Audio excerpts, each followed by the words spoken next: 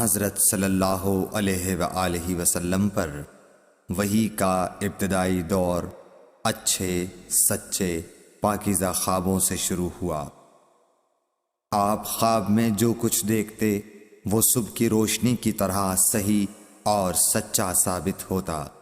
پھر من جانب قدرت آپ تنہائی پسند ہو گئے اور آپ نے غار حرا میں خلوت نشینی اختیار فرمائی اور کئی دن اور رات وہاں مسلسل عبادت اور یاد الہی و ذکر میں مشغول رہنے لگے۔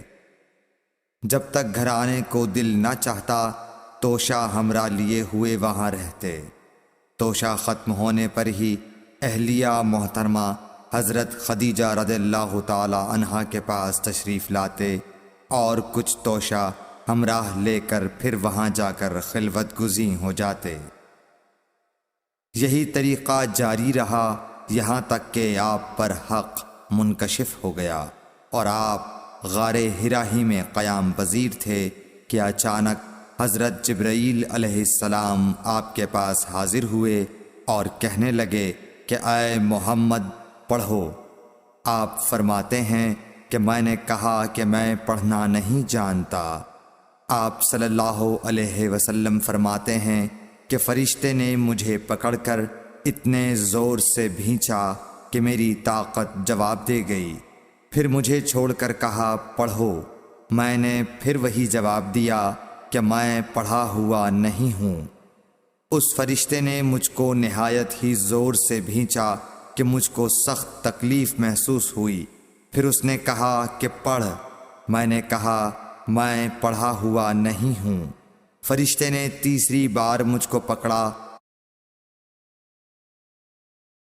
اور تیسری مرتبہ پھر مجھ کو بھینچا۔ پھر مجھے چھوڑ دیا اور کہنے لگا کہ پڑھو اپنے رب کے نام کی مدد سے جس نے پیدا کیا اور انسان کو خون کی پھٹکی سے بنایا۔ پڑھو اور آپ کا رب بہت ہی مہربانیاں کرنے والا ہے۔ بس یہی آیتیں آپ حضرت جبرائیل علیہ السلام سے سن کر اس حال میں غار حرا سے واپس ہوئے کہ آپ کا دل اس انوکھے واقعے سے کانپ رہا تھا۔ آپ حضرت خدیجہ کے ہاں تشریف لائے اور فرمایا کہ مجھے کمبل اوڑھا دو، مجھے کمبل اوڑھا دو۔ لوگوں نے آپ کو کمبل اوڑھا دیا۔ جب آپ کا ڈر جاتا رہا تو آپ نے اپنی زوجہ محترمہ حضرت خدیجہ رضی اللہ تعالی عنہا کو تفصیل کے ساتھ یہ واقعہ سنایا اور فرمانے لگے کہ مجھ کو اب اپنی جان کا خوف ہو گیا ہے۔ آپ کی اہلیہ محترمہ حضرت خدیجہ رضی اللہ تعالی عنہا نے آپ کی ڈھارس بندھائی اور کہا کہ آپ کا خیال صحیح نہیں ہے۔ اللہ کی قسم آپ کو اللہ کبھی رسوا نہیں کرے گا۔ آپ تو اخلاق فاضلہ کے مالک ہیں۔ آپ تو کنبہ پرور ہیں، بے کسوں کا بوجھ اپنے سر پر رکھتے ہیں، مفلسوں کے لیے آپ کماتے ہیں، مہمان نوازی میں آپ بے مثال ہیں اور مشکل وقت میں آپ امر حق کا ساتھ دیتے ہیں۔ ایسے اوصاف حسنہ والا انسان یوں بے وقت ذلت و خواری کی موت نہیں پا سکتا۔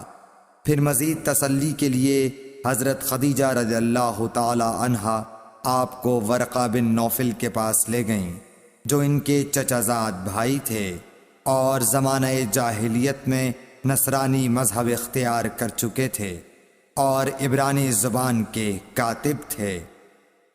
چنانچہ انجیل کو بھی حسب منشائے خداوندی عبرانی زبان میں لکھا کرتے تھے۔ انجیل سریانی زبان میں نازل ہوئی تھی، پھر اس کا ترجمہ عبرانی زبان میں ہوا۔ ورقہ اسی کو لکھتے تھے۔ وہ بہت بوڑھے ہو گئے تھے، یہاں تک کہ ان کی بینائی بھی رخصت ہو چکی تھی۔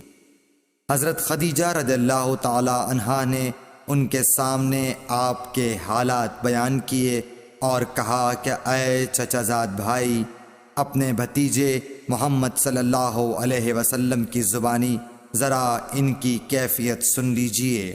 وہ بولے کہ بھتیجے، آپ نے جو کچھ دیکھا ہے اس کی تفصیل سناؤ۔ چنانچہ آپ صلی اللہ علیہ وآلہ وسلم نے از اول تا آخر پورا واقعہ سنایا، جسے سن کر ورقہ بے اختیار ہو کر بول اٹھے کہ یہ تو وہی ناموس معزز رازدان فرشتہ ہے جسے اللہ نے حضرت موسیٰ علیہ السلام پر وحی دے کر بھیجا تھا۔ کاش میں آپ کے اس عہد نبوت کے شروع ہونے پر جواں عمر ہوتا، کاش میں اس وقت تک زندہ رہتا جب کہ آپ کی قوم آپ کو اس شہر سے نکال دے گی۔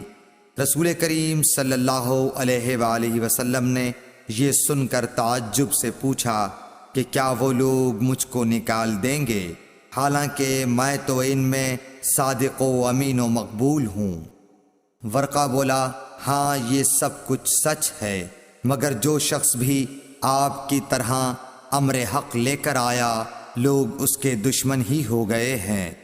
اگر مجھے آپ کی نبوت کا وہ زمانہ مل جائے تو میں آپ کی پوری مدد کروں گا، مگر ورقہ کچھ دنوں کے بعد انتقال کر گئے، پھر کچھ عرصے تک وحی کی آمد موقوف رہی۔ صحیح بخاری حدیث نمبر 3۔